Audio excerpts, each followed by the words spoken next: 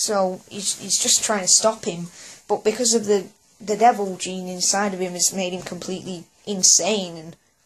But yeah, and if you watch Wang's ending, you realise how much of a sad character he is. But yeah, I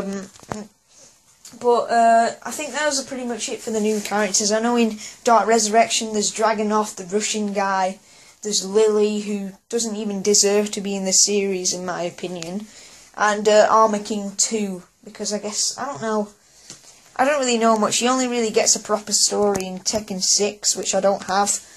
But yeah, those are the new characters. But not only that, guys, if you thought that wasn't a lot, guess what? The characters from Tekken 2 are back, guys, and I was just so happy to see that. And now this was my first game in the series, so I was really confused when 3 and 4 took the characters out. But you know, I'm talking about characters like Beck Tucson, Howlrang's Master, Bruce Irvin, Wang Jinrei, one of my favourites, Ganryu, who I know a lot of people hate him, but it's funny to see the fat sumo man back anyway. Mokujin's back, Roger is replaced by Roger Jr., who's his wife, and the little baby inside of the pouch, the little Joey. So, I can't really think of many other characters, but you know, the ones that were missing from the previous games. And they were in Tekken Tag Tournament. But their moves have been slightly modified now. They're not clones anymore. And guess what? Jack is back now, and he has his own playable robot form, and that's Jack 5. And Anna Williams is back as well. You know, fan service character and all that stuff. But, you know, missing from Tekken 4. And a lot of fans do like this game a lot more than 4. Which got kind of hated because they went back to basics with this. Back to basics, I mean. Just look at this cover, for example. It's all red, it's got the characters in proper poses. It's not all dark and gritty like the one over there. It's just completely, you know, lightning bolts. And the back's also similar. We'll talk about Devil Within and all that. But yeah, I do like this cover. It's the PAL version. But yeah, they went back to basics with the gameplay. You know, stages weren't uneven. They were like properly circular. They were like pretty small now. You still got walled arenas, but some of the arenas were like completely like open. You know, non-walled and everything. Like trying to think of some like Jinpachi's stage and all that.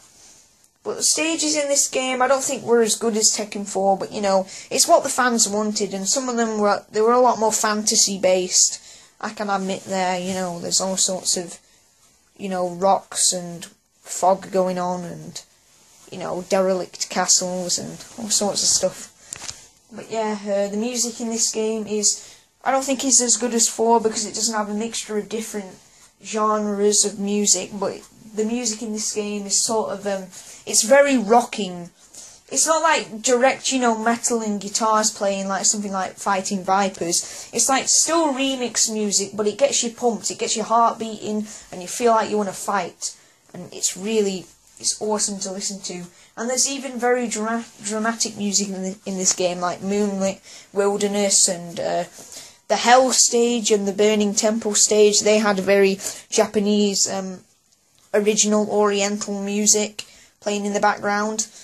But yeah, about the stages, I think I'd say that Burning Temple is my favourite. Moonlit Wilderness has a beautiful soundtrack. The garden level, the Antarctica level, yes. That was like the first one I played in the arcades and all the penguins and stuff. And poolside with all the ladies in the background and the nice old, you know, white floor and stuff. So yeah, the stages, they were a win. And double tap into sorry guys, my S's right there. To sidestep, you have to double tap up and down again. You don't just press once like in Tekken 4. Even though it does kind of feel a little bit, it feels a lot more stiffer now. But I guess it doesn't matter too much. I press it quick enough anyway. You only really have to hold it to jump or duck. So it still works anyway. And I didn't mind it. But yeah, it got fans complained, so you know they brought this back. They brought this feature back in this game. Now the only like massive thing I have to gripe about is Jinpachi. Now, I mentioned how great of a character he was, probably one of the best Tekken villains in the series. Well, I wouldn't really even call him a villain. But his boss fight is just unfair. Like, I know he's a lot more toned down in Dark Resurrection, and especially in Tekken Tag Tournament. He's practically a normal person in that one. Tekken Tag Tournament 2, sorry guys. He's practically a normal person there. But what I mean, in this game, in the PS2 version, he has a move that can stun you from moving, so he can like run at you and stuff. And we all know the infamous fireball. I mean, when I first fought him and knew nothing about the game, I was like really shocked, and I had no idea how to play the game or anything, and that fireball got me every time. So, it's a love-hate thing for Jinpachi, I've got to say. But yeah. Now, I don't have Tekken 6, and I've heard Azazel is even worse, so I'm kind of dreading it, because I don't know how he is. But yeah. So, Jinpachi is a bit too cheap, but yeah. That's really the only gameplay problem I can say. The story aspects back here again. You know, when you're playing story mode, a guy at the beginning, you know, talks about each character. This was taken straight from Tekken 4. It's not as long, it doesn't go on for like a minute. It goes on, the guy talks for about 30 seconds, depending if you skip it, or something like that.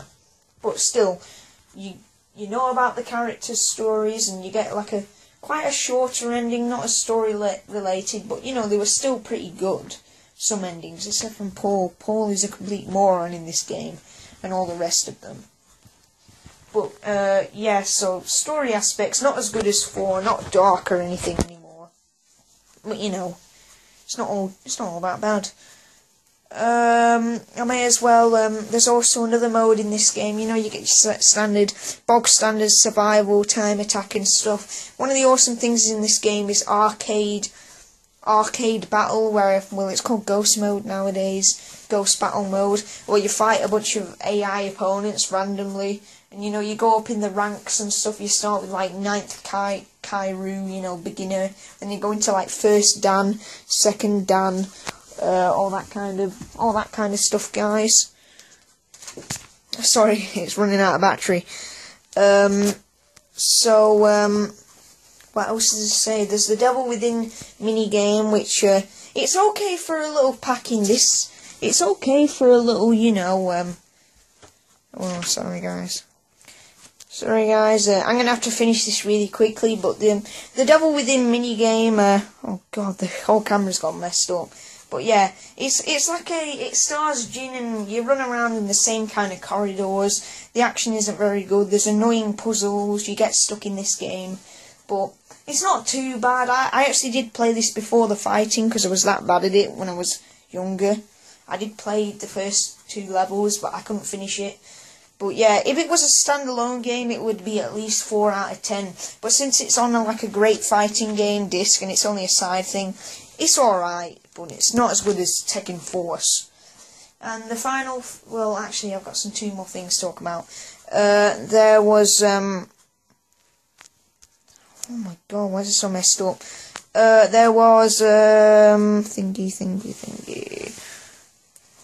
Customization, where you, it's not as deep as in the later Tekken games, but, it's not as deep now. It's not as deep in this one. But, you can colour your characters, you can put different things on their backs and stuff. You know, but it's not as deep as in Tekken 6 or Tag Tournament, but, you know, it's a start there. And some of the costumes I have are really good in this game. Like Paul Phoenix, I gave him longer hair. You know, I made, I'm trying to think of some others. I think I made Lee purple, gave him a purple jacket, all that kind of stuff. So, you know, when you're playing in the arcade mode, they all have different outfits on, pretty much. So that's it for customization there. And finally, there's arcade history. Now, there, arcade history, you can pretty much, this was like a massive fan service thing, but proper fan service, I don't mean anything weird, but I mean, this goes straight out for the fans, but you can play Tekken 1, 2 and 3, the original arcade versions. You know, the graphics were slightly more modified, they were faster, the soundtrack was changed, and a lot of people never got to play them. So I was really happy they put this on the disc, and I know people were disappointed with Tekken 4, so this was to remind the fans of how good the old games were. So yeah, I've got to say, Tekken 5, in my personal opinion, this was really the last great game in the series. Tekken 6 doesn't look all that promising, and Tekken Tag Tournament was... I didn't mind it because it was non-canon, but Tekken 7 just looks too weird. I don't like it.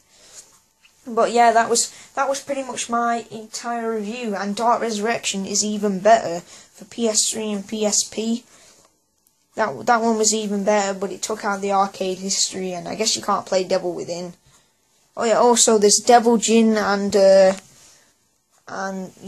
Devil Jin and the little space shooter game at the beginning you can unlock from playing Devil Within. But yeah, that's it, guys. Thank you for watching. A very special game for me. I can't think of many things I forgot. So yeah, that was pretty much it. So thank you, guys. Thanks for watching, and hopefully I'll do a Tekken 6 review.